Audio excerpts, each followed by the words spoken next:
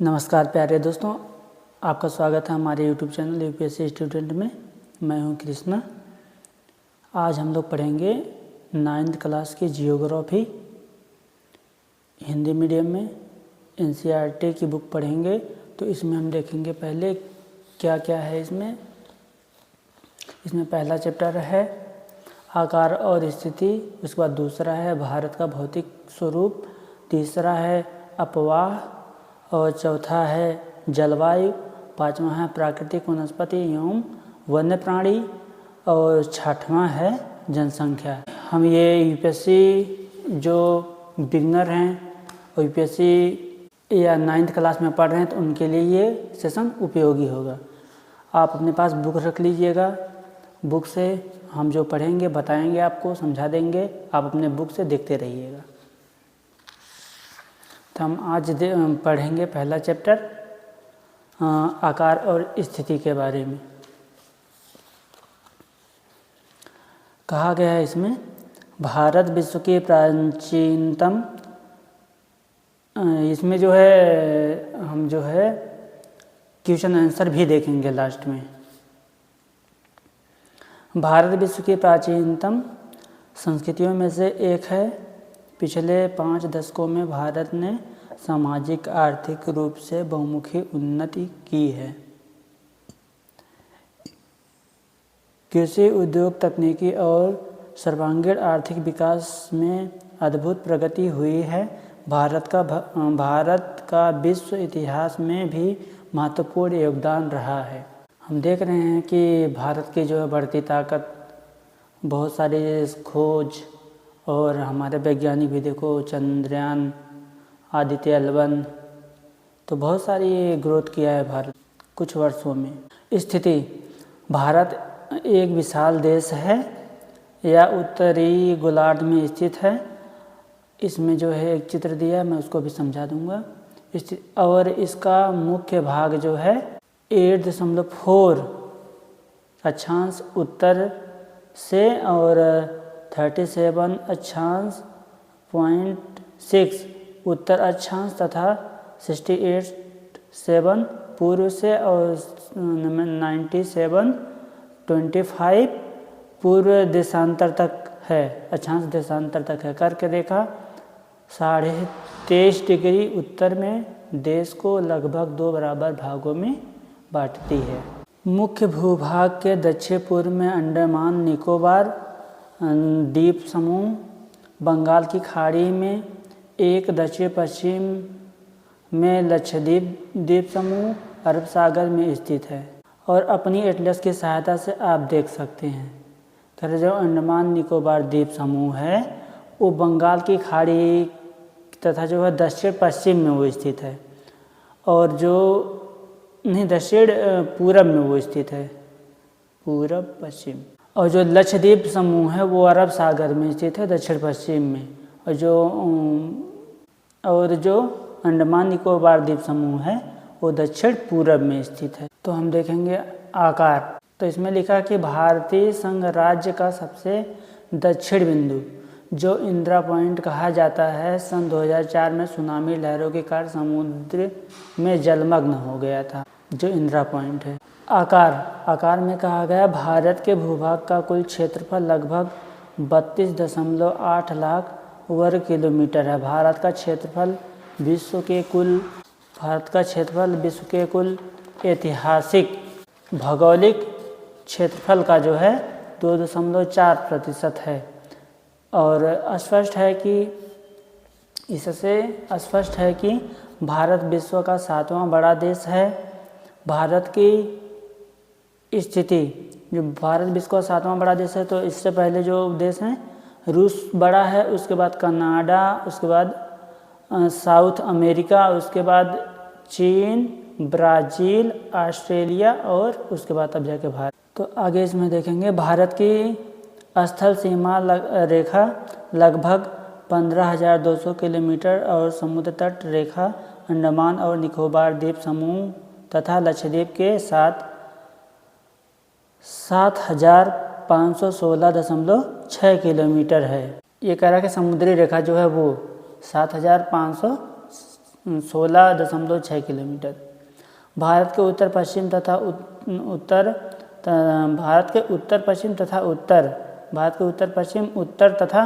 उत्तर पूर्वी सीमा पर नवीनतम बलित पर्वत है, ऊपर की साइड में। उत्तर पश्चिम मतलब कि जो है हिमाचल प्रदेश से लेकर के पूरा पंजाब, हिमाचल प्रदेश उधर से लेकर के इधर जो है अरुणाचल प्रदेश तक। उसके बाद जो है हम देखेंगे इसके दक्षिण का भूभाग उत्तर में चौड़ा है। दक्षिण का जो भूभाग है वो उत्तर में चौड़ा है।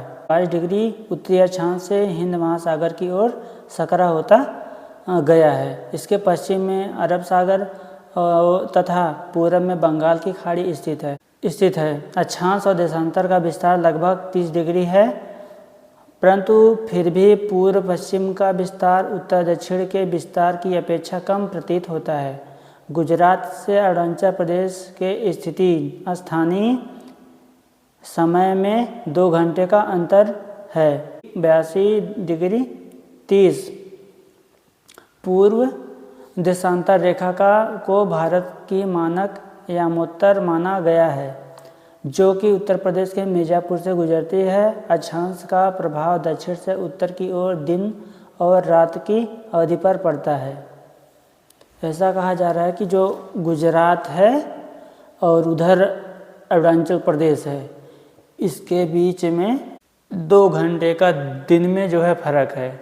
जैसे अगर अरुणाचल प्रदेश में 2 घंटे पहले दिन हो रहा है, तो गुजरात में 2 घंटे बाद दिन हो रहा है, सुबह हो रहा है। लगभग इसमें जो है 30 डिग्री का जो है फर्क आता है। तो 1 डिग्री बराबर 4 मिनट होता है, तो 4 × 12 बराबर 120 मिनट। तो 120 मिनट मतलब 2 घंटा। और उसके बाद कहा जा रहा है इसमें भारत तथा विश्व। भारत भूखंड एशिया महाद्वीप के पूर्व और पश्चिम के मध्य में स्थित है। भारत भूभाग एशिया महाद्वीप का दक्षिण विस्तार है। हिंद महासागर जो कि पश्चिम में यूरोपीय देशों और पूर्वी एशियाई देशों को मिलाता है, भारत को केंद्रीय स्थिति प्रदान करता है। देखिए दक्षिण का पठार हिंद महासागर में शेषावत फैला हुआ है और पश्चिम एशिया, अफ्रीका और यूरोप के देशों के साथ साथ पूर्वी एशिया के देशों से भी पूर्वी तट के माध्यम से निकटतम संबंध बनाए हुए हैं। हिंद महासागर में किसी भी देश की तटीय सीमा भारत जैसी नहीं है। भारत की इसी महत्वपूर्ण स्थिति के कारण एक महासागर का नाम इसके नाम पर रखा गया है, क्योंकि जो हिंद महासागर है वो इसी देश के नाम पर, और किसी देश के नाम पर कोई महासागर नहीं है, लेकिन हिंद महासागर हिंदुस्तान हमारे देश के नाम पर रखा गया है। इसमें आप देखेंगे दिखा रहा है कि जो रेखा है या मानक या उत्तर रेखा है वो उत्तर प्रदेश का जो मिर्ज़ापुर ज़िला है वहाँ से होकर के गुजरता है। लगभग जो है 82.5 डिग्री पे, 82.5 डिग्री पे। अच्छा, ऐसा पूछ लिया जाए कर्क रेखा को काटने वाले कितने राज्य हैं? कर्क रेखा कितने राज्यों से होकर गुजरती है? सब नोट डाउन कर लीजिएगा, हाईलाइट कर लीजिएगा जो इम्पोर्टेंट है। अब हम आगे देखेंगे। भारत का विश्व के देशों के साथ संपर्क युगों पुराना है, परंतु यह संबंध समुद्री जलमार्गों की अपेक्षा भूभागों से होकर था। उत्तरी पर्वतों के दर्रों से अनेक यात्री प्राचीन काल में भारत आए, जबकि समुद्री मार्ग बहुत समय तक ज्ञात नहीं थे। पहले जो है रेशम मार्ग चलता था ना, तो रेशम मार्ग से जैसे कुछ समय तक कुषाण जो वंश था और भारत में जो कुषाण शासक थे, और चीन में हान साम्राज्य था और वहाँ पे रोमन साम्राज्य था पश्चिम एशिया में। तो इन्होंने मिलकर के एक सिल्क रूट का विकसित किया था, जिससे जो है वो लोग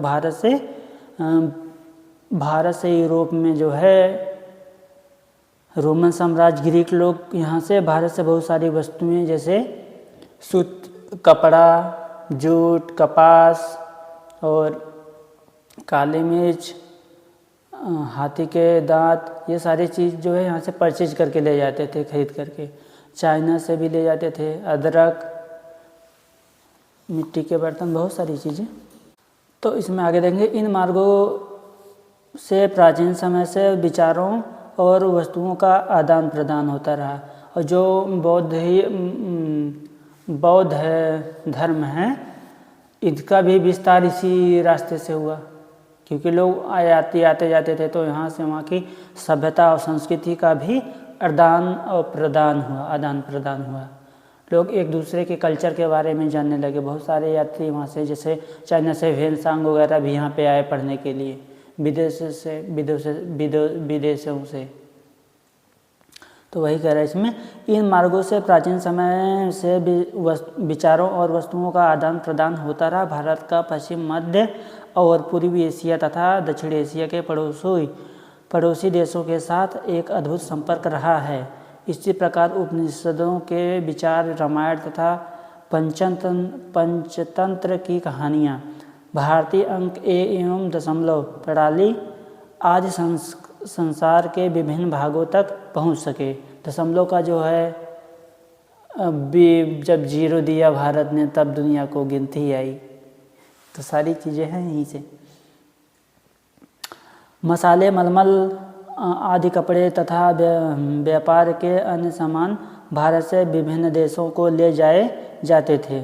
इसके विपरीत यूनानी स्थापत्य कला तथा पश्चिम एशिया की वास्तुकला के प्रतीक मीनारों तथा गुंबदों का प्रभाव हमारे देश के विभिन्न भागों में दिखता है। जैसे जो पश्चिमी एशिया में बहुत सारे, जैसे कि गांधार कला और ग्रीक कला, वो सब जो है वो करके यहाँ हमारे जैसे खजुराहो टेम्पल पे दिखता है बहुत जगह पे।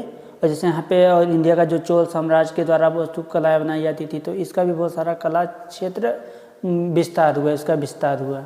अब हम जानेंगे भारत के पड़ोसी देश कौन कौन से हैं। ऐसा सलमान बस बताओ, किसी को पता है तो।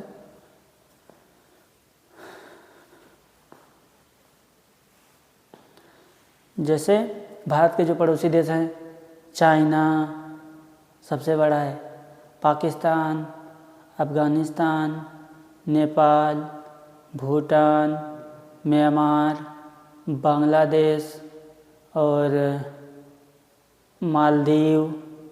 भारत का दक्षिण एशिया में एक महत्वपूर्ण स्थान है। भारत में 28 राज्य और 8 केंद्र शासित प्रदेश हैं, केंद्र शासित क्षेत्र हैं। जो भारत की जो 2 यूनियन टेरिटरी है, वहाँ पे जो है सीएम रहते हैं, वहाँ पे विधानसभा है। जैसे एक दिल्ली है, एक पुदुचेरी है, जो 2 केंद्र शासित प्रदेश हैं, यहाँ पे जो है विधानसभा का गठन है।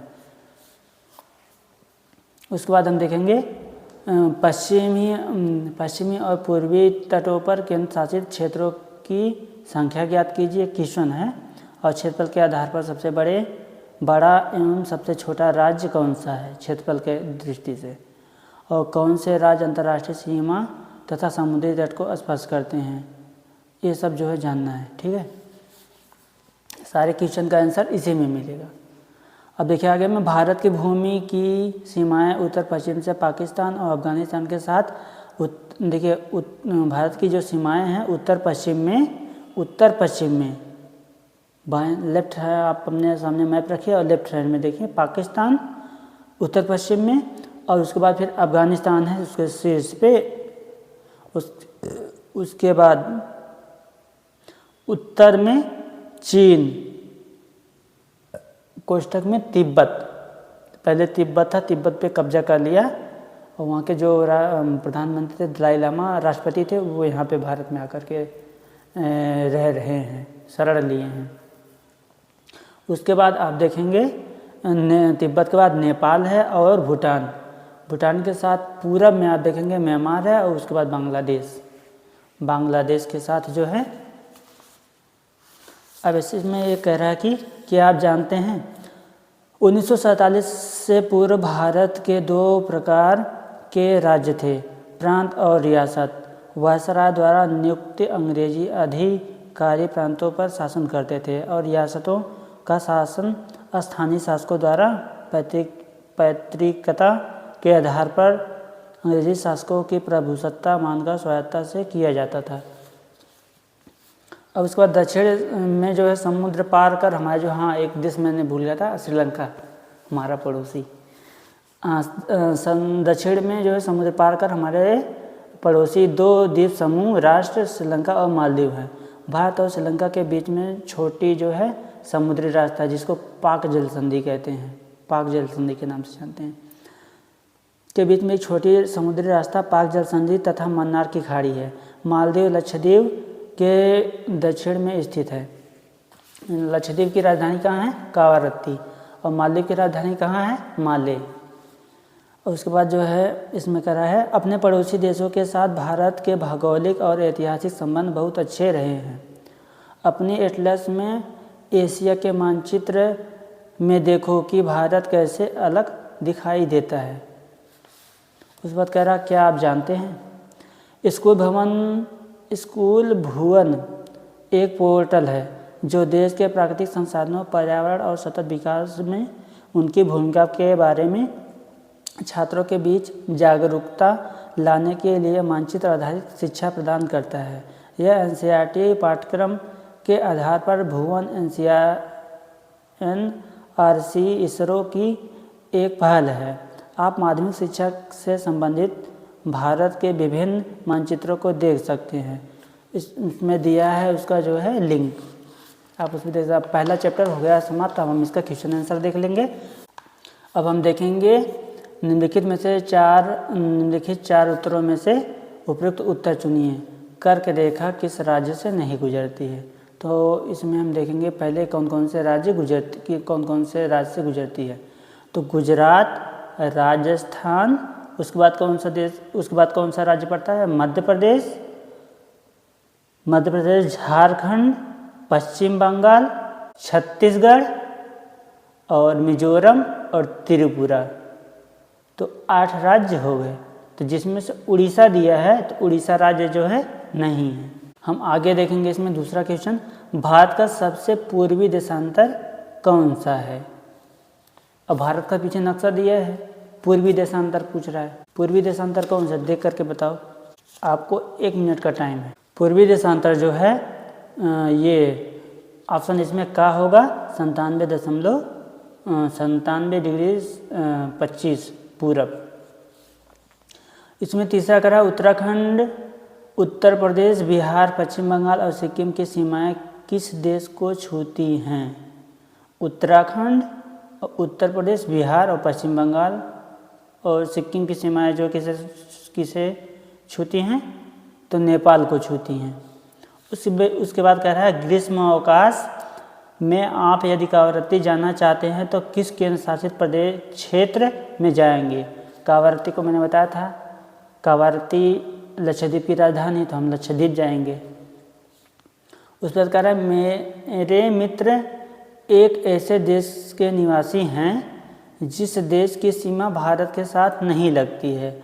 आप बताइए वह कौन सा देश है? तो जो है बांग्लादेश की जो है सीमा हमारे से लगती है, भूटान की सीमा लगती है, नेपाल की सीमा लगती है, लेकिन तजाकिस्तान की सीमा जो है नहीं लगती है। तो इसमें हमारा ऑप्शन होगा खा, तजाकिस्तान। फिर आगे इसमें कह रहा है निम्न प्रश्नों के उत्तर संक्षेप में दीजिए। कह रहा है अरब सागर तथा बंगाल की खाड़ी में स्थित द्वीप समूह के नाम बताइए। और उसके बाद दक्षिण में कौन कौन से द्वीपीय देश हमारे पड़ोसी हैं, ये आप उसमें से देख करके लिख सकते हैं। जैसे मैं बता दे रहा हूँ, अरब सागर तथा बंगाल की खाड़ी में स्थित द्वीप समूह, अरब सागर में जो है लक्षद्वीप और बंगाल की खाड़ी में अंडमान निकोबार द्वीप समूह।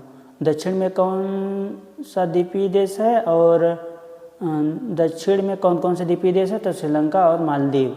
उसके बाद उन देशों के नाम बताइए जो क्षेत्रफल में भारत से बड़े हैं। तो अभी आपको मैं बताया था रूस और जो है ब्राज़ील।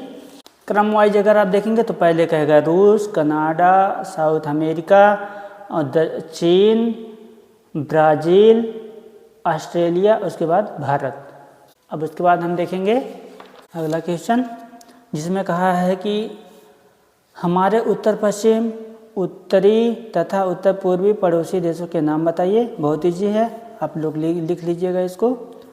हमारे उत्तर पश्चिम में जो है पाकिस्तान, और उत्तरी में जानते ही हैं चाइना, और उसके बाद उत्तर पूर्वी पड़ोसी देश जो है म्यांमार, बांग्लादेश, ये सब जो है आप लिख लीजिएगा।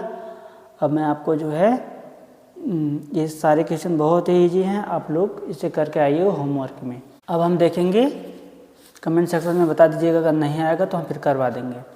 भारत का जो है भौतिक स्वरूप दूसरा चैप्टर है। जैसा कि आप जानते हैं कि भारत विभिन्न स्थलाकृतियों वाला एक विशाल देश है। आप किस प्रकार के क्षेत्र भूभाग में रहते हैं? यदि आप मैदानी क्षेत्र में रहते हैं तो आप वहाँ के दूर तक फैले विशाल मैदानों से परिचित होंगे, और यदि पर्वतीय क्षेत्र के निवासी हैं तो आप पर्वतीय ढलानों और घाटियों से भली भांति परिचित होंगे। आप लोग कमेंट सेक्शन में बताइएगा कि आप किस क्षेत्र से हैं। क्या आपके यहाँ पहाड़, घाटी वगैरह है, या आप मैदानी क्षेत्र से हैं? वास्तव में हमारे देश के हर प्रकार की भू आकृतियाँ पाई जाती हैं, जैसे पर्वत, मैदान, मरुस्थल, पठार और द्वीप समूह। क्योंकि हमारा देश जो है अनेकता में एकता है, और हमारे देश में सभी धर्म के लोग रहते हैं। हमारे देश में जो है हिंदू, मुसलमान, सिख, ईसाई सभी धर्मों को मानने वाले लोग रहते हैं, और बहुत ही शालीनता, बहुत ही अच्छे से रहते हैं। और हमारे देश का जो है बोली, जितना जी भाषाएं बोली जाती हैं, इतना किसी देश में विविधताएँ नहीं है। हमारे देश में हर जगह जगह पे कोस कोस पे बदले पानी, और एक कोस पे बदले बानी, ऐसे कुछ है, एक कहावत है। तो अब इसमें देखेंगे भारत की प्रमुख, इसके बाद आगे देखें भारत की भूमि। भारत की भूमि बहुत अधिक भौतिक विभिन्नताओं को दर्शाती है। भूगर्भीय तौर पर प्रायद्वीपीय पठार पर्वतीय की पृथ्वी की सतह का प्राचीनतम भाग है। इसे भूमि का एक बहुत ही स्थिर भाग माना जाता है, परंतु हाल के भूकंपों ने इसे गलत साबित किया है। हिमालय में उत्तरी मैदान हाल में बनी स्थलाकृतियाँ हैं। भूगर्भ वैज्ञानिकों के अनुसार हिमालय पर्वत एक अस्थिर भाग है। हिमालय की पूरी पर्वत श्रृंखला एक युवा स्थलाकृति को दर्शाती है, जिसमें ऊंचे शिखर, ऊंची घाटियाँ, गहरी घाटियाँ तथा तेज बहने वाली नदियाँ हैं। अब आप जानेंगे कि जो हिमालय पर्वत है वो जो हमारा भी नवीन बलित पर्वत है। ये जो है 33 सागर की जगह पे धीरे धीरे, जैसे कि आप समझ लो रोटी है या कुछ ये समझो बुक है। अब इसको अगर आप ऐसे बुक है, आप दोनों तरफ से प्रेस करेंगे तो क्या होगा, ऐसे से ये इसमें आ जाएगा, ये हो गया ना। तो ये हिमालय हो गया, ये भारत। जैसे जैसे दाब बढ़ा, ये पहले सागर था ऐसे, फिर जब दाब बढ़ा तो ऐसे ऐसे ऐसे ये बढ़ता हुआ चला गया, ये हो गया, ये हिमालय पर्वत हो गया। तो यही जो है सूखकर के चट्टानें और पर्वत श्रृंखला का निर्माण हो गया। तो हिमालय पर्वत जो है अभी वो नवीन बलित पर्वत है। अब ये हर वर्ष ये धीरे धीरे ये भी बढ़ता जा रहा है। इसकी लंबाई, इसकी ऊंचाई बढ़ रही है। और अभी जो है भूकंप वगैरह भी आते हैं। और देखिए जो है हमारे प्राकृतिक चीज़ों के साथ इतना मनुष्य जो है खेल रहा है इस टाइम। विकसित देश बनने की चाह में, एक विकासशील देश बनने की चाह में वैज्ञानिकों या लोगों के द्वारा इतनी गलतियां हो रही हैं कि इतना समस्या पैदा हो गया है कि भविष्य में कहीं हम ये सब भी ना खो दें। जैसे लोग जो है ज़्यादा से ज़्यादा जो है मृदा का दोहन कर रहे हैं, और ज़्यादा से ज़्यादा लोग भूमिगत जल का देखो अनुपयोग कर रहे हैं। उसका जो है कहीं पे भी बोरिंग करवा रहे हैं खेत में, कहीं ट्यूबवेल लगवा रहे हैं, बोर करवा रहे हैं, सबमर्सिबल लगवा रहे हैं। तो ये सब जो है, जो भूमि हमारे पास जो पानी है, पीने का पानी भी सिर्फ 2% है। 100% में 98% तो खारा पानी है पीने का, और 2% लगभग 2% पानी पीने का है। तो हम इतना पानी वेस्ट कर रहे हैं, तो इसे हमें बचाना चाहिए। अभी जैसे लोग पेड़ों को काट देते हैं, जब पेड़ नहीं रहेंगे तो ऑक्सीजन कहाँ से मिलेगा, और धीरे धीरे पृथ्वी का तापमान भी बढ़ता जाएगा।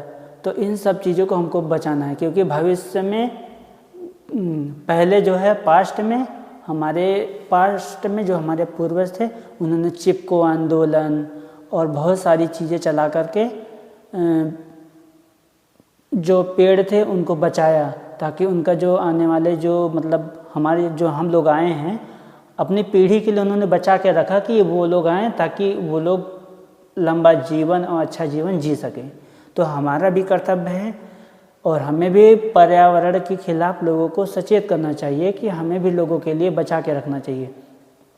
जैसे आप अगर पढ़े लिखे इंसान हैं तो आप कहीं पे भी कूड़ा नहीं फेंकिए, कहीं भी खाना खा करके पन्नी बिस्किट खा ले रहे हैं पन्नी फेंक दे रहे हैं, नमकीन खाया आपने पॉलीथीन फेंक दिया सड़क पे, तो ये काम बिल्कुल नहीं करना है। और लोगों को सचेत करिए कि पेड़ ना काटें। और नदियाँ धीरे धीरे देखिए अभी क्या होता है कि नदियाँ धीरे धीरे सूख जा रही हैं, और जबकि जो है गंगा यमुना को तो जो है एक जीवित मनुष्य का दर्जा दिया जाता है और उसकी पूजा भी की जाती है। और हमारे यहाँ नदियों पे जो है लोग कब्जा कर ले रहे हैं, धीरे धीरे उसमें खेत बना ले रहे हैं, क्योंकि नदियाँ धीरे धीरे पड़ती चली आ रही हैं, जो है मृदा आकर के धीरे धीरे ऊंचा हो जा रहा है। तो गवर्नमेंट अपने हिसाब से काम कर रही है, तो सारा काम अगर कुछ भी हो तो आप लोग ये कहते हैं कि गवर्नमेंट करेगी, गवर्नमेंट ये नहीं कर रही, गवर्नमेंट वो नहीं कर रही। तो हमारा जो कर्तव्य है अपने राष्ट्र के प्रति हमें भी वो करना चाहिए। लोगों को परेशान ना करें और लोगों को जैसे कि पानी को जो है दोहन कम करें। ज़्यादा से ज़्यादा ट्यूबवेल लगा रहे हो और फिर निकाल ले रहे हो, फिर जो उसमें गंदा पानी जाएगा वो नीचे का पानी ख़राब कर देगा। और तालाब का जो है पहले जैसे बहुत जगह पे तालाब रहते थे, क्योंकि इतना शहर विकसित नहीं था तो तालाब रहते थे। अब देखेंगे बिल्डर आया, तालाब को मिट्टी पटवा करके वहाँ पे बड़े बड़े भवन का निर्माण कर दिया। तो निर्माण कर दिया, जो वहाँ पे पानी रुकता था, बरसात के दिनों में पानी भर जाता था तालाब में, तो उससे जो भूमिगत जो जल था उसका बचाव होता था, वो पानी भूमि में चली जाती थी। अभी वो पानी जब तालाब है नहीं तो सारा पानी चला जा रहा है समुद्र, तो भी जाके जो पानी पीने योग्य है वो भी जाके वहाँ खारा हो जा रहा है। तो हमें इन चीज़ों के लिए लोगों को जागरूक करना है और भी बहुत सारी चीज़ें करना है। हम तो आगे हम देखेंगे इसमें। जैसे देखिए उत्तरी मैदान जो है जलोढ़ निक्षेपों से बने हैं, प्रायद्वीपीय पठार, आग्नेय तथा रूपांतरित शैलों वाले कम ऊंची पहाड़ियों एवं चौड़ी घाटियों से बना है। अभी आप देख रहे हैं कि जो अमेजन का जो सबसे बड़ा जंगल है, और जंगलों में आग की मात्रा बढ़ क्यों गई है? जंगलों में आग लग रहे हैं क्योंकि गर्मी बढ़ रही है। अभी तो पहले तो अभी ग्लोबल वार्मिंग तो चल ही रहा था, अब ग्लोबल वार्मिंग भी चलने लगा है। जो पृथ्वी के अंदर जो है उष्मा का जो है सृजित होकर के बहुत ज़्यादा जो है अंदर से भी गर्मी बढ़ रहा है। तो धीरे धीरे ये कहा जाता है कि ऐसा लोग कहते हैं कि जो है अब धीरे धीरे जो है पृथ्वी विनाश की तरफ जा रही है। अगर हम इसे बचा नहीं पाए, अभी हमारा आखिरी प्रयास है, अगर हम इसको बचा नहीं पाए, अगर अभी से, जैसे आप देखे थे जोशीमठ में बड़े बड़े पहाड़ों पे चट्टानों में दरार आने लगी थी, भूकंप, तो वहाँ से आनंद फानन में प्रशासन के लोगों ने खाली करवाया। तो ये सब क्यों हो रहा है? इसी वजह से हो रहा है। तो आगे हम देखेंगे मुख्य भौगोलिक वितरण। भारत की भौगोलिक आकृतियों को निम्नलिखित वर्गों में विभाजित किया जा सकता है, जैसे हिमालय पर्वत श्रृंखला, फिर उसके बाद उत्तरी मैदान, भारत का जो उत्तरी मैदान जैसे गंगा का जो तट है उधर सब, क्योंकि उत्तरी मैदान की तरफ ही ज़्यादातर अनाजों का उपज होता है। उसके बाद हम देखेंगे प्रायद्वीपीय पठार, क्योंकि भारत एक खुद प्रायद्वीपीय देश है कि 3 तरफ से जल से घिरा हुआ है। फिर भारतीय मरुस्थल, उसके बाद देखेंगे तटीय मैदान, और 6वां देखेंगे द्वीप समूह। अब हिमालय पर्वत हम देखेंगे पहला। तो भारत की उत्तरी सीमा पर विस्तृत हिमालय भूगर्भी रूप में युवा एवं बनावट के दृष्टिकोण से बलित पर्वत श्रृंखला है। ये पर्वत श्रृंखलाएँ पश्चिम पूर्व दिशा में सिंधु से लेकर ब्रह्मपुत्र तक फैली हैं। हिमालय विश्व की सबसे ऊंची पर्वत श्रेणी है और एक अत्यधिक असम अवरोधों में से एक हैं। ये 2400 किलोमीटर की लंबाई में फैले एक अर्धवृत्त का निर्माण करते हैं। इसकी चौड़ाई कश्मीर में 400 किलोमीटर एवं अरुणाचल में 150 किलोमीटर। पश्चिम भाग की अपेक्षा पूर्वी भाग की ऊंचाई में अधिक विविधता पाई जाती है। अपने पूरे देशांतरी विस्तार के लिए हिमाचल को 3 भागों में बांट सकते हैं। इन श्रृंखलाओं के बीच बहुत अधिक संख्या में घाटियाँ पाई जाती हैं।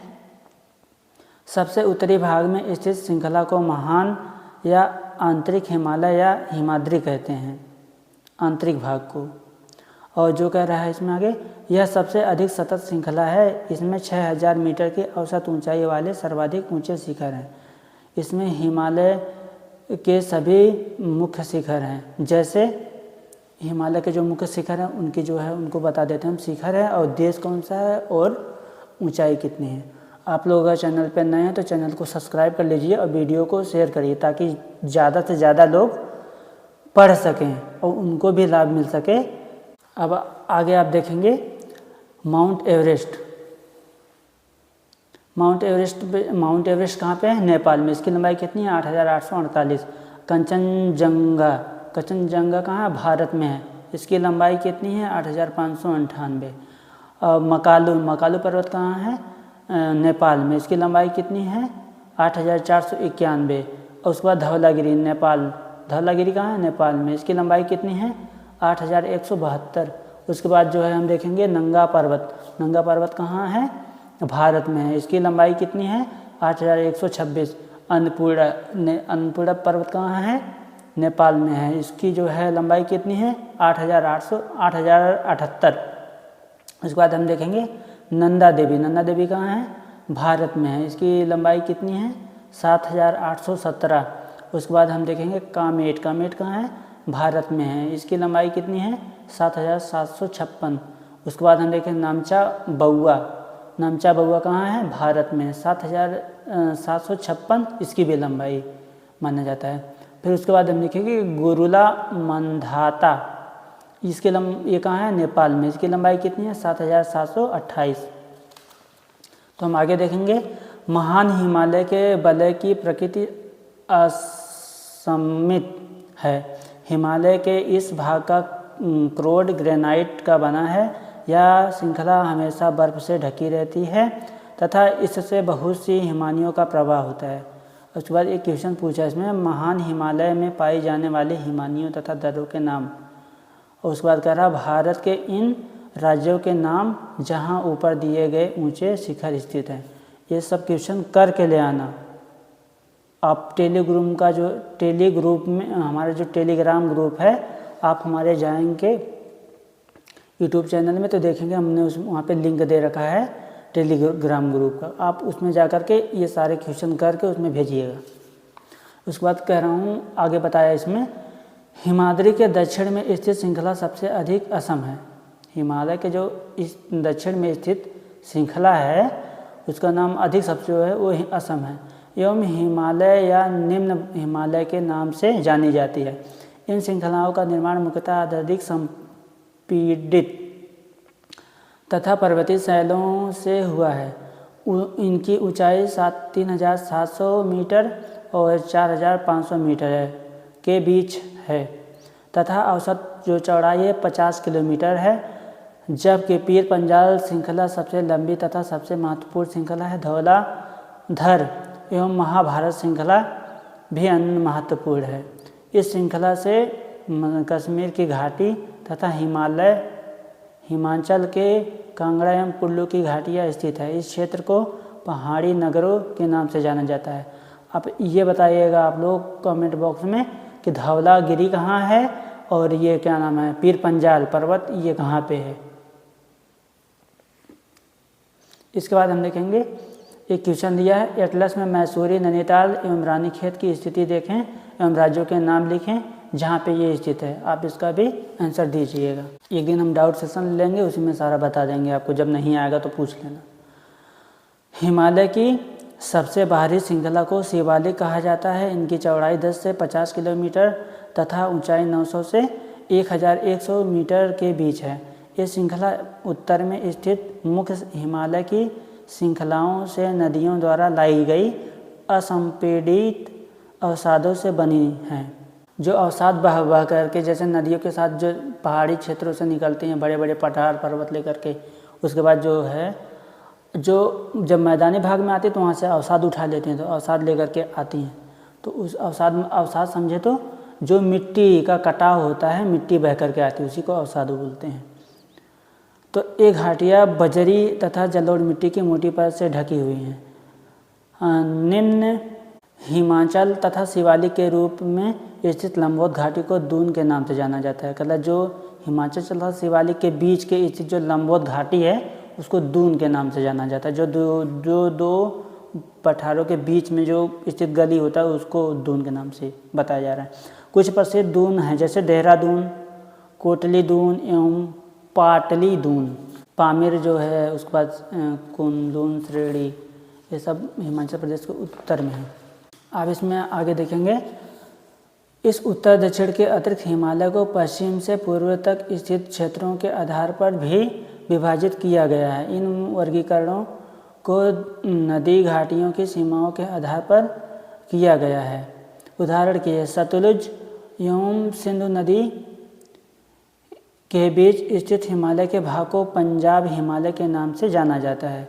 जो सिंधु और सतलुज नदी के बीच में जो भूभाग आता है, उसको किसके नाम से जाता है? पंजाब हिमालय के नाम से जाना जाता है।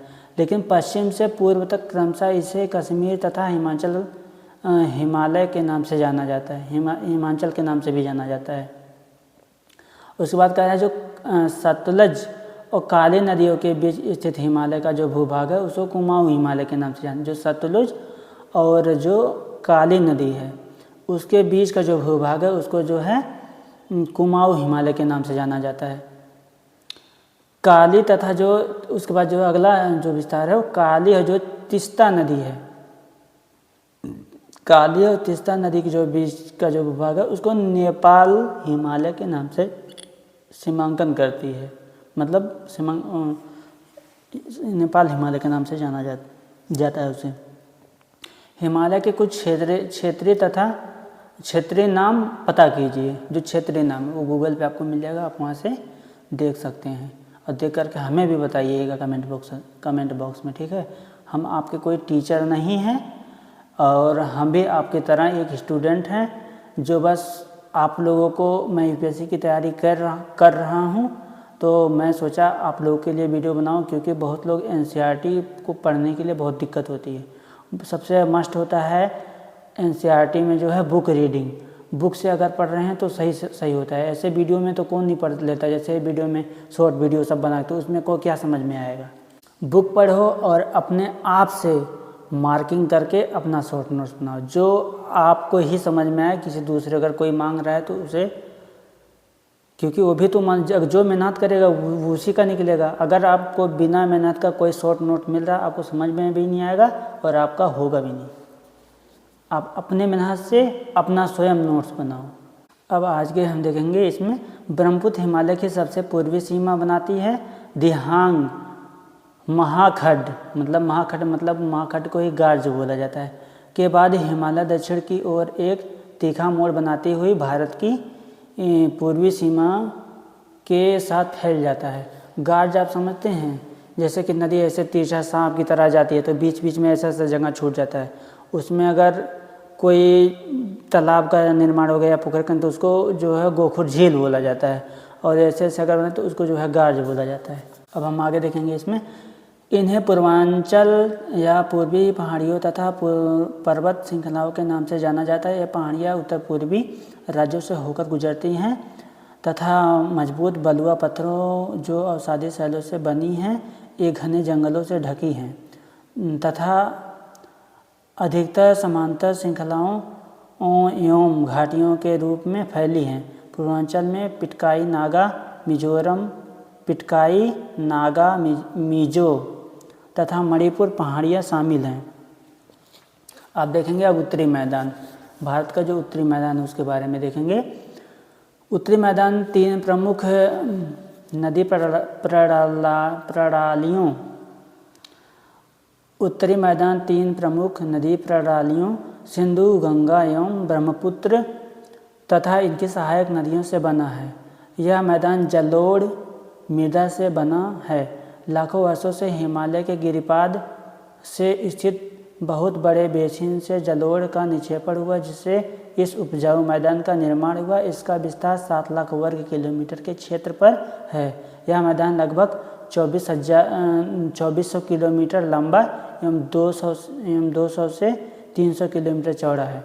आप ऐसा समझ सकते हैं जैसे जब आप जो है आप देखे होंगे जैसे कि मिट्टी का दीवार बनाए हैं, उसमें ईंट का चुनाई करके और मिट्टी से क्या उसको बोलते हैं गारा, गांव में बोलता है ना, मिट्टी से दीवार बना देता है ईंट लगा के।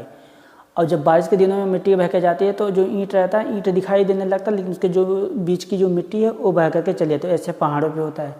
तो पहाड़ों के पास जो होता है, जो उसकी मिट्टी है, जो उसका डस्ट है, वो धीरे धीरे पानी के साथ बह करके चला आता है। तो उसी का जो बहाव है वही मृदा का रूप लेकर के जो है बहुत बड़ा एरिया जो बता रहा है ये कि 7 लाख वर्ग किलोमीटर और जो है 200 से 300 किलोमीटर चौड़ा जो बनाता है क्षेत्र। तो नदियों के साथ में गंगा और यमुना सारी नदियों के साथ में आता है। तो इसी के साथ में जो है ये मृदा वहाँ से बहा करके लाया और यहाँ जो है विशाल गंगा का मैदान बना दिया। जबकि अंदर अगर खुदाई होगा तो पत्थर निकलेगा। उसके बाद हम देखेंगे आगे, यह सघन जनसंख्या वाला भौगोलिक क्षेत्र है, क्योंकि देखिए आप उत्तर प्रदेश में सबसे ज़्यादा जनसंख्या रहती है, उत्तर प्रदेश बिहार में, इसीलिए क्योंकि यहाँ पे उपज भी ज़्यादा होता है, फसलों की खेती ज़्यादा होती है। यहाँ पे बहुत ज़्यादा गेहूँ और गेहूँ का जो है फसल और गन्ने का फसल बहुत होता है, और चावल का भी हो ही जाता है, लेकिन चावल का सबसे ज़्यादा तो पश्चिम बंगाल में होता है। भारत जो है दुनिया का जो है दूसरा सबसे ज़्यादा चावल उत्पादक देश है, पहले पे चीन है। इसमें आगे देखेंगे, सघन समृद्धि आवरण मृदा यानी पानी की उपलब्धता एवं अनुकूल जलवायु के कारण कृषि की दृष्टि से यह भारत का अत्यधिक उत्पादक क्षेत्र है। उत्तरी पर्वत से आने वाली नदियाँ निक्षेपण कार्य में लगी हैं। नदी के निचले भागों में ढाल कम होने के कारण नदी की गति कम हो जाती है। वही नदियाँ जब पहाड़ों से आती हैं, जब ज़्यादा ऊपर रहेंगी तो पानी ऐसे जल्दी से आता है। आप एक बोल लीजिए गेंद और ऊपर से ऐसे रखिए और यहाँ से डालिए, देखिए कितना तेज जाता है। और जब ऐसे रहेगा तो वो बॉल धीरे धीरे जाएगा। तो वही बोल रहा है कि जैसे जो नदियाँ जब ऊपर से आती है तो ऐसे तेज़ी से आती हैं, और जब मैदानी क्षेत्र में पहुँच जाती है तो ऐसे हो जाता है, तो वो धीरे धीरे जाती हैं, जिसके परिणाम स्वरूप नदी द्वीपों का निर्माण होता है। ये जो है नदियाँ अपने निचले भाग में गाद एकत्र हो जाने के कारण बहुत सी घाटियों का जो है बहुत सी धाराओं में बढ़ जाती है। जैसे अपने साथ कोई नदी है, अपने साथ वहाँ से अवसाद ले आए, उसके साथ में कुछ पत्थर ला के एक जगह इकट्ठा कर दी।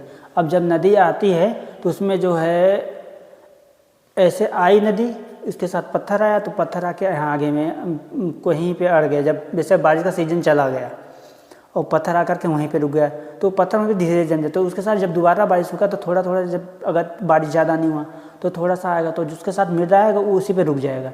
तो धीरे धीरे देखेंगे आप उसमें नदी में ऐसा बीच बीच में रुक जाता है, तो बड़े बड़े द्वीप जैसा एक भूमि जैसा बन जाता है। तो उसके बाद नदी का जो धारा होगा उसके बगल बगल से चला जाएगा, बीच में उसको छोड़ देगा। ऐसे आप देखेंगे मांजुली द्वीप जो है बना है, वहाँ मांजुली द्वीप का निर्माण हुआ है। नदी घाट जो एक मांजुली द्वीप भारत विश्व की जो है सबसे बड़ी नदी द्वीप है, जिसमें एक जिला जो है। उसके बाद हम देखेंगे उत्तरी मैदान को मोटे तौर पर 3 उपवर्गों में विभाजित किया गया है। उत्तरी मैदान के पश्चिमी भाग को पंजाब का मैदान कहा जाता है। सिंधु तथा इसकी सहायक नदियों के द्वारा बनाए गए इस मैदान का बहुत बड़ा भाग पाकिस्तान में स्थित है।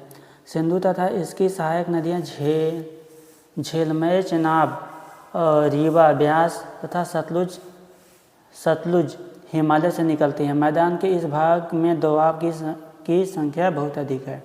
गंगा के मैदान का विस्तार घग्गर तथा तीस्ता नदियों के बीच है।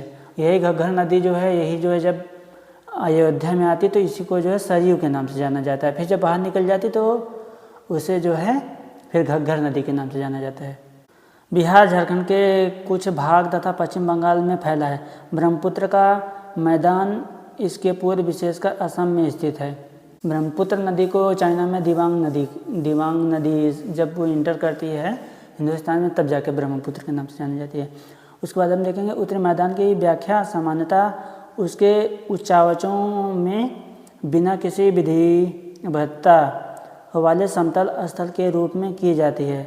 यह सही नहीं है। इन विस्तृत मैदानों की भौगोलिक आकृतियों में भी विविधता है। आकृतिक भिन्नता के आधार पर उत्तरी मैदानों को 4 भागों में विभाजित किया जा सकता है। नदियां पर्वतों के नीचे उतरते समय शिवालिक की ढाल पर 8 से 16 किलोमीटर के चौड़ी पट्टी में गुड़िका का निक्षेपण करती हैं। इसे भाबर या भाबर के नाम से जाना जाता है। उसके बाद सभी सरिताएं इस भाबर पट्टी में विलुप्त हो जाती हैं। इस पट्टी के दक्षिण में ये सरिताएं एवं नदियां पुनः निकलती हैं एवं नम तथा दलदली क्षेत्र का निर्माण करती हैं, जिसे तराई कहा जाता है। यह वन प्राणियों से भरा घने जंगलों का क्षेत्र था। बंटवारे के बाद पाकिस्तान से आए शरणार्थियों को कृषि योग्य भूमि उपलब्ध कराने के लिए इस जंगल को काटा जा चुका है। यहाँ पे बहुत बड़ा जंगल था, उसको काटा जा चुका। अब जंगल काट दिया तो पर्यावरण का नुकसान कर दिया। जितना पेड़ काटो उसका 4 गुना पेड़ लगाओ। ऐसा कहा जाता है कि जब घर बनाना तो अपने पापा से कह देना, जब घर बनाना तो उसके सामने कम से कम 2 पेड़ लगा देना, जहाँ पे सारे घर के पंछी चहचहाएंगे। मतलब घर के लोग आकर के वहाँ पे बैठेंगे और बातचीत करेंगे। उत्तरी मैदान का सबसे विशालतम भाग पुराने जलोढ़ का बना है। वे नदियों के बाढ़ वाले मैदान के ऊपर स्थित हैं तथा वेदिका जैसी आकृति प्रदर्शित करते हैं। इस भाग को भांगर के नाम से जाना जाता है। इस क्षेत्र की मृदा में चूनेदार निक्षेप पाए जाते हैं, जिसे स्थानीय भाषा में कंकड़ कहा जाता है। बाढ़ वाले मैदानों के नए तथा युवा निक्षेपों को खादर कहा जाता है। इनका लगभग प्रत्येक वर्ष पुनर्निर्माण होता है, इसलिए ये उपजाऊ होते हैं तथा गहन खेती के लिए आदर्श होते हैं। प्रायद्वीपीय पठार एक मेज की आकृति वाला स्थल है, जो पुराने क्रिस्टलीय आग्नेय तथा रूपांतरित शैलों से बना है। यह गोंडवाना भूमि के टूटने एवं अफवाह के कारण बना है तथा यही कारण है कि यह प्राचीनतम भूभाग का एक हिस्सा है। इस पठारी भाग में चौड़ी तथा छिछली घाटियाँ एवं गोलाकार पहाड़ियाँ हैं। इस पठार के 2 मुख्य भाग हैं, मध्य उच्च भूमि तथा दक्कन का पठार। नर्मदा नदी के उत्तर में प्रायद्वीपीय पठार का वह भाग जो कि मालवा के पठार के अधिकतर भागों पर फैला है, उसे मध्य उच्च भूमि के नाम से जाना जाता है। विंध्य श्रृंखला दक्षिण से सतपुड़ा श्रृंखला तथा उत्तर पश्चिम में अरावली से घिरी है। पश्चिम में यह धीरे धीरे राजस्थान के बलुई तथा पथरीले मरुस्थल से मिल जाती है। इस क्षेत्र में बहने वाली नदियां चंबल, सिंधु, बेतवा तथा केन दक्षिण पश्चिम से उत्तर पूर्व की तरफ बहती हैं। इस प्रकार वे इस क्षेत्र के ढाल को दर्शाती हैं।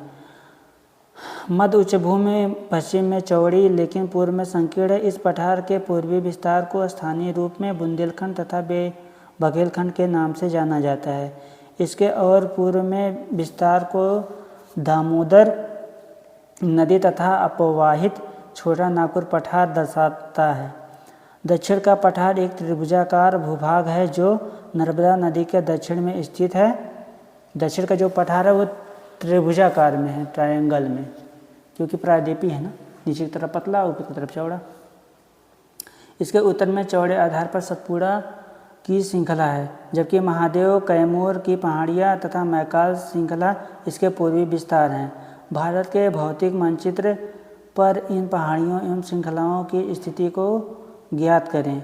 दक्षिण का पठार पश्चिम में ऊंचा एवं पूर्व की ओर कम ढाल वाला है। इस पठार का एक भाग उत्तर पूर्व में भी देखा जाता है, जिसे स्थानीय रूप में मेघालय, कार्बी एंगलोंग पठार तथा उत्तर कचार पहाड़ियाँ के नाम से जाना जाता है। यह एक भ्रंश के द्वारा छोटा नागपुर पठार से अलग हो गया है। पश्चिम से पूर्व की ओर 3 महत्वपूर्ण श्रृंखलाएं गारो, खासी तथा जयंतियाँ हैं, जो पश्चिमी की तरफ से। आगे हम देखेंगे दक्षिण में पठार के पूर्वी एवं पश्चिम सिरे पर क्रमशः पूर्वी तथा पश्चिमी घाट स्थित है। दक्षिण के जो दक्षिण पठार के पूर्वी और पश्चिमी सिरे पर, उस बात कह रहा है इसमें वे सतत हैं, उन्हें केवल दर्रों के द्वारा ही पार किया जा सकता है। भारत के भौतिक मानचित्र में थाल घाट, भौर घाट तथा पाल घाट की स्थिति ज्ञात करें। ये कहाँ पे है? ये शायद महाराष्ट्र में, मेरे ख्याल से। पश्चिम घाट पूर्वी घाट की अपेक्षा ऊंचे हैं। पूर्वी घाट के 600 मीटर की औसत ऊंचाई की तुलना में पश्चिमी घाट की ऊंचाई 900 से 1600 मीटर है। पूर्वी घाट का विस्तार महानदी घाटी के दक्षिण में नीलगिरी तक है। पूर्वी घाट का विस्तार सतत नहीं है, ये अधिनियमित है एवं बंगाल की खाड़ी में गिरने वाली नदियों ने इनको काट दिया। पश्चिमी घाट में पर्वतीय वर्षा होती है। पश्चिमी घाट में पर्वतीय वर्षा होती है। यह वर्षा घाट की पश्चिम ढाल पर आर्द्र हवा से टकराकर ऊपर उठने के कारण होती है। अब हम अगला एक वीडियो ले आएंगे, इसमें ये बता देंगे पर्वतीय वर्षा कितने प्रकार की होती हैं और कौन कौन सी वर्षा होती हैं। पश्चिमी घाट की ऊंचाई उत्तर से दक्षिण की ओर होती है। इस भाग के शिखर ऊंचे हैं, जैसे अनाईमुड़ी। अनाईमुड़ी कितनी है? 2695 किलोमीटर तथा जो डोडा बेटा है 2633 किलोमीटर है। तो 2000 क्या नाम उसका, अनाईमुड़ी जो है वो 2695 मीटर है। और जो अनाई डोडा बेटा है उसकी जो ऊंचाई है वो 2633 मीटर है। पूर्वी घाट का सबसे ऊंचा शिखर महेंद्रगिरी 1500 मीटर है। पूर्वी घाट के दक्षिण पश्चिम में सेवराय तथा जावेड़ी की पहाड़ियाँ स्थित हैं। उद्गमंडल जैसे ऊटी के नाम से जाना जाता है। इसमें कोडकई कनाल जैसे प्रसिद्ध पहाड़ी नगरों की स्थिति मानचित्र में ज्ञात कीजिए। अब इसमें आगे देखेंगे प्रायद्वीपीय पठार की एक विशेषता यहाँ पाई जाने वाली काली मृदा है। जैसे हम आगे वीडियो में ये बता देंगे कि काली मृदा का निर्माण कैसे होता है। इसके लिए एक सेपरेट वीडियो ले आएंगे जिसमें वर्षा बताएंगे और ये भी बता देंगे, जिसे दक्कन ट्रैप के नाम से भी जाना जाता है। इसकी उत्पत्ति ज्वालामुखी से होती है, इसलिए इसे शैल, आग्नेय या वास्तव में इन शैलों का समय के साथ अपरदन हुआ है। इनसे काली मृदा का निर्माण हुआ है। अरावली की पहाड़ियाँ प्रायद्वीपीय पठार के पश्चिम एवं उत्तर पश्चिम किनारे पर स्थित हैं। ये बहुत अधिक अपर्दित एवं खंडित पहाड़ियाँ हैं। ये गुजरात से लेकर दिल्ली तक दक्षिण पश्चिम में उत्तर पूर्व दिशा में फैली हैं।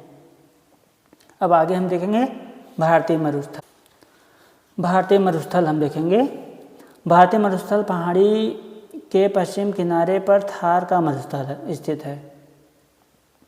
थार का जो मरुस्थल है वो तो जानते हैं, शुष्क मरुस्थल है। और ये जो है राजस्थान में थार का मरुस्थल, इसमें देखेंगे यह बालू के टिब्बों से ढका है। बालू के टिब्बे पे क्वेश्चन आ जाता है, ये जो है प्रीलिम्स के दृष्टि से बहुत इम्पोर्टेंट है। यह बालू के टिब्बों से ढका है, एक तरंगित मैदान है। इस क्षेत्र के प्रति वर्ष 150 मीटर से भी कम ऊंचा वर्षा होती है। इस शुष्क जलवायु वाले क्षेत्र में वनस्पति बहुत कम है। वर्षा ऋतु में ही कुछ सरिताएं दिखती हैं और उसके बाद वे बालू में ही विलीन हो जाती हैं। पर्याप्त जल नहीं मिलने से समुद्र तक नहीं पहुंच पाती हैं। केवल लूनी ही इस क्षेत्र की सबसे बड़ी नदी, जो लूनी नदी है वो यहीं तक रही जाती है, इससे बाहर निकल ही नहीं पाती। बरकान अर्धचंद्राकार बालू का टीला का विस्तार बहुत अधिक क्षेत्र पर होता है, लेकिन लंबवत टीले भारत पाकिस्तान सीमा के समीप प्रमुखता से पाए जाते हैं। यदि आप जैसलमेर जाएं तो बरकान के समूह देख सकते हैं। जैसलमेर जो है राजस्थान में। इसमें आगे हम देखेंगे तटीय मैदान के बारे में जानेंगे। प्रायद्वीप पठार के किनारे जो हैं उन्हीं को जैसे जो समुद्र के किनारे वाले प्रदेश हैं, राज्य हैं, उन्हीं को जो तटीय राज्य बोलते हैं। उनके जो मैदान हैं उनको मैदान बोलेंगे। तो प्रायद्वीप पठार के किनारों संकीर्ण तटीय पट्टियों का विस्तार है। यह पश्चिम से अरब सागर से लेकर पूर्व में बंगाल की खाड़ी तक विस्तृत है। पश्चिम तट पश्चिमी घाट तथा अरब सागर के बीच स्थित एक संकीर्ण मैदान है। इस मैदान के 3 भाग हैं। तट के उत्तरी भाग को कोंकण तट जो है कहाँ पे है, गोवा तथा मुंबई तथा गोवा। मध्य भाग को कन्नड़ मैदान एवं दक्षिण भाग को मालाबार तट कहते हैं। बंगाल की खाड़ी के साथ विस्तृत मैदान चौड़ा एवं समतल है। उत्तरी भाग में इसे उत्तरी सरकार कहा जाता है, जबकि दक्षिणी भाग में इसे कोरोमंडल तट के नाम से जाता है। उत्तरी भाग में इसको जो है उत्तरी सरकार और दक्षिण में जो है इसको कोरोमंडल तट के नाम से जाना जाता है। कृष्णा तथा कावेरी इस तट पर विशाल डेल्टा का निर्माण करते हैं। डेल्टा मतलब खूब बड़ा सा ऐसा भूमि बनाती हैं डेल्टा टाइप में। चिल्का झील पूर्वी तट पर स्थित है, एक महत्वपूर्ण भूलक्षण है। हम आगे इसमें देखेंगे द्वीप समूह। आप पहले ही देख चुके हैं कि भारत का मुख्य स्थल भाग अत्यधिक विशाल है। इसके अतिरिक्त भारत में 2 द्वीपों का समूह भी स्थित है। क्या आप इन द्वीप समूहों को पहचान सकते हैं? आप बता सकते हैं प्रायद्वीप किसे कहते हैं? प्रायद्वीप जो है जो तीनों तरफ से पानी से घिरा हो, जैसे जो 3 तरफ से पानी से घिरा हो, एक तरफ सीमाबद्ध हो, एक तरफ स्थलबद्ध हो और 3 तरफ से पानी से घिरा, तो उसको क्या बोलेंगे? प्रायद्वीप। और जो चारों तरफ से पानी से घिरा उसको क्या बोलेंगे? उसे बोलेंगे द्वीप। और जो चारों तरफ से भूखंड का छोटा भाग अगर चारों तरफ जल से घिरा तो उसे बोलेंगे द्वीप। अगर भूखंड का बड़ा भाग चारों तरफ से पानी से घिरा तो उसे क्या बोलेंगे? महाद्वीप। तो आगे देखेंगे द्वीप समूह। आप पहले ही देख चुके हैं कि भारत का मुख्य स्थल भाग अत्यधिक विशाल है। इसके अतिरिक्त भारत में 2 द्वीपों का समूह भी स्थित है। क्या आप इन द्वीप समूह को पहचान सकते हैं? आगे इसमें कहा है केरल के मालाबार तट के पास स्थित लक्षद्वीप की स्थिति को ज्ञात कीजिए। द्वीपों का यह समूह छोटे प्रवाल द्वीपों से बना है। पहले इनको लक्षद्वीप, मिनिकॉय तथा एमिन द्वीप के नाम से जाना जाता था। 1973 में इनका नाम लक्षद्वीप रखा गया। यह जो है 32 वर्ग किलोमीटर के छोटे से क्षेत्र में फैले हैं। जो लक्षद्वीप है वो 32 आइलैंड मतलब 32 जो है उससे बना है, और जो है इसका जो 10 द्वीपों पे लोग रहते हैं। तो इसमें कहा है लक्षद्वीप का जो राजधानी है वो कावरत्ती है। कावरत्ती द्वीप लक्षद्वीप का प्रशासनिक मुख्यालय। इस द्वीप समूह पर पादप तथा जंतु के बहुत से प्रकार पाए जाते हैं। अभी देखो लक्षद्वीप में मोदी जी गए थे लक्षद्वीप का प्रमोशन करने के लिए। उन्होंने गए वहाँ पे तस्वीर खिंचाई, जिससे जो है मालदीव का नाम भी नहीं लिया, लेकिन मालदीव को बहुत ज़्यादा मिर्ची लगी। उसके बाद जो मोहम्मद मुइज़्ज़ू थे उनके जो राष्ट्रपति वो गए थे चाइना से आए। उसके बाद देखो उनके संसद में उनके जो विपक्षी पार्टियाँ थी उनको जो है पूरा उनका विरोध कर रही है। और जो सदन चल रहा था, सदन की कार्रवाई से चलती है, तो उनके जो स्पीकर महोदय के कान में जो वो लोग भोपू बजा रहे थे, पिपीरी गाँव में जो बोलते हैं।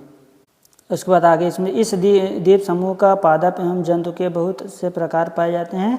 पिटली द्वीप जहाँ मनुष्य का निवास नहीं है, वहाँ एक पक्षी अभयारण्य है। अब बंगाल की खाड़ी में उत्तर से दक्षिण के तरफ फैले द्वीपों की श्रृंखला की ओर ध्यान दीजिए। ये अंडमान एवं निकोबार द्वीप हैं। यह द्वीप समूह आकार में बड़ी संख्या हैं। अब देखेंगे प्रवाल क्या होता है। प्रवाल के बारे में आप लोगों ने नहीं सुना होगा। जब मोदी जी अंदर गए थे ऑक्सीजन लगाकर, आप देखेंगे छोटे छोटे जीव दिखाए थे, छोटे छोटे ये जो है कार्बोनेट पत्थर से बने होते हैं, उसके अंदर में प्रवाल भित्ति होती है। देखो प्रवाल जो है पालिप से कम समय तक जीवित रहने वाले सूक्ष्म प्राणी हैं जो कि समूह में रहते हैं। इनका विकास छिछले एवं गर्म जल में होता है। इनसे कैल्शियम कार्बोनेट का स्राव होता है। कैल्शियम कार्बोनेट का जो पत्थर आता है उसी से तो कैल्शियम कार्बोनेट बनता है इनसे। प्रवाल स्राव एवं प्रवाल अस्थियाँ टीले के रूप में निक्षेपित हैं। ये मुख्यतः 3 प्रकार के होते हैं: प्रवाल रोधिका, तटीय प्रवाल भित्ति तथा जो है प्रवाल वलय द्वीप। ऑस्ट्रेलिया का ग्रेट बियर जो रीफ है प्रवाल रोधिका का अच्छा उदाहरण है। ऑस्ट्रेलिया में सबसे ज़्यादा जो है जो ऊपर में है वहाँ पे इंडोनेशिया है, उसके नीचे बीच में जो है वहीं पे पाए जाते हैं, जहाँ पे डरबन है, डरबन के ऊपर सागर में। उसके बाद ग्रेट बैरियर रीफ है, प्रवाल रोधिका का अच्छा उदाहरण है। प्रवाल वलय द्वीप गोलाकार या हार्स सुआकार वाले रोधिका होते हैं। उसको देखिए ये बहुल तथा बिखरे हुए हैं। यह द्वीप समूह मुख्यतः 2 भागों में बटा है, उत्तर में अंडमान तथा दक्षिण में निकोबार। यह माना जाता है कि द्वीप समूह निमज्जित पर्वत श्रेणियों के शिखर हैं। यह द्वीप समूह देश की सुरक्षा के लिए बहुत महत्वपूर्ण है, क्योंकि जो लक्षद्वीप है वहाँ पे हमारी सेनाएं रहती हैं और अंडमान निकोबार द्वीप समूह में हमारी सेना रहती है। तो उधर से बंगाल की खाड़ी जो चाइना का हालत कहाँ ख़राब रहता है उसी की वजह से। और इधर जो है अंडमान निकोबार में हमारी सेना रहती है और इधर लक्षद्वीप में, तो उससे जो है जो समुद्री लूटे आए दिन अभी देखो हुआ, तो हमारे जो सोमालिया के लुटेरे थे उनको जो हमारे जो नेवी जो हमारे जवान थे, मरीन कमांडो, उन्होंने जाकर सबक सिखाया। इन द्वीप समूहों में पाए जाने वाले पादप एवं जंतुओं में अधिक विविधता है। ये द्वीप विषुवत वृत्त के समीप स्थित हैं एवं यहाँ की जलवायु विषुवतीय है तथा यह घने जंगलों से आच्छादित हैं। विभिन्न भू आकृति वाले विभागों का विस्तृत विवरण प्रत्येक विभागों की विशेषताएं स्पष्ट करती हैं, परंतु यह स्पष्ट है कि ये विभाग एक दूसरे के पूरक हैं और वे देश को प्राकृतिक संसाधनों में समृद्ध बनाते हैं। उत्तर पूर्व पर्वत जल एवं वनों के प्रमुख स्रोत हैं। उत्तरी मैदान देश के अन्न भंडार है। इनसे प्राचीन सभ्यताओं के विकास को आधार मिला। पठारी भाग खनिजों से भंडार है जिसने देश के औद्योगिकरण में विशेष भूमिका निभाई। तटीय क्षेत्र मत्स्यान एवं पोत संबंधी क्रियाकलापों के लिए उपयुक्त स्थान है। इस प्रकार देश की विविध भौतिक आकृतियाँ भविष्य के विकास में अनेक संभावनाएं बनाती हैं, अनेक संभावनाएं जो है प्रदान करती हैं। आगे इसमें दिया है क्वेश्चन आंसर। तो एक असली भाग को जो तीनों से घिरा हो वो पूछ रहा है, तो अभी मैंने बताया आपको, बहुत सिंपल है। प्रायद्वीप, उसको भारत के पूर्वी भाग में म्यांमार की सीमा का निर्धारण करने वाले पर्वतों का नाम बताइए, ये आपको बताना है। कह रहा क्या, म्यांमार की सीमा का निर्धारण करने वाले, इनमें से हिमालय तो इधर है, म्यांमार उधर है, पूर्वांचल उधर है और उत्तराखंड तो उधर है, तो इसमें से क्या होगा, कोई नहीं। गोवा के दक्षिण में स्थित पश्चिमी तटीय पट्टी जो है उसको क्या बोलते हैं, उत्तरी सरकार। उसके बाद जो है पूर्वी घाट का जो नहीं, उत्तरी सरकार नहीं होगा, ये होगा उत्तरी सरकार कोरोमंडल। अगर वो पूर्वी में होता तो दक्षिण में ही होता तो उसको बोलते हैं हम जो है उत्तरी सरकार। अब भाबर क्या है और हिमालय क्या है, इसके बारे में आपको हम अगले वीडियो में बताएंगे। ये सारा क्वेश्चन आंसर हम अगले वीडियो में करवा देंगे अच्छे से, क्योंकि ये वीडियो बहुत लंबा हो गया है। आगे वीडियो में हम ये सारा क्वेश्चन आंसर, इसके बाद लेसन 3 जो है वो देखेंगे। आप लोग को अगर ये वीडियो अच्छा लगे तो आप लोग चैनल को सब्सक्राइब कर लीजिएगा, और हम कोशिश करेंगे और अच्छे से आप लोग को समझाया जाए। और हमारे पास तो ऐसा कोई बोर्ड तो है नहीं कि जो है मैं लगा के आपको उसमें डिजिटल में दिखाऊं, क्योंकि उसके लिए बहुत पैसे चाहिए होते हैं, वो अभी इम्पॉसिबल। अभी मैं पढ़ता भी हूँ, तो अभी बस मैं सोचता हूँ कि जो हमारे छोटे भाई बहन हैं हम उनकी मदद कर सकें। जैसा कि मुझे तो नहीं पता था यूपीएससी के बारे में, कभी मैंने यूपीएससी का नाम भी नहीं सुना था कि यूपीएससी देने के बाद आईएएस बनते हैं। तो मैं अभी दिल्ली आया, अभी मैं मात्र 1-1.5 साल से ही जानने लगा। तो आप हमारे वीडियो को लाइक करिए और चैनल को सब्सक्राइब कर लीजिए, और हमारा सपोर्ट करिए, लोगों को शेयर करिए वीडियो, ताकि और लोग हमसे जुड़ सके, ताकि हमें भी मोटिवेशन मिल सके कि हम जो है अच्छा बता रहे हैं या नहीं बता रहे हैं, ये भी हमको समझ में आना चाहिए। कभी कभी डाउट होने लगता है ना कि लोग हमारा वीडियो पसंद कर रहे हैं या नहीं कर रहे हैं। थैंक यू, अपना ख्याल रखिएगा। जय हिंद।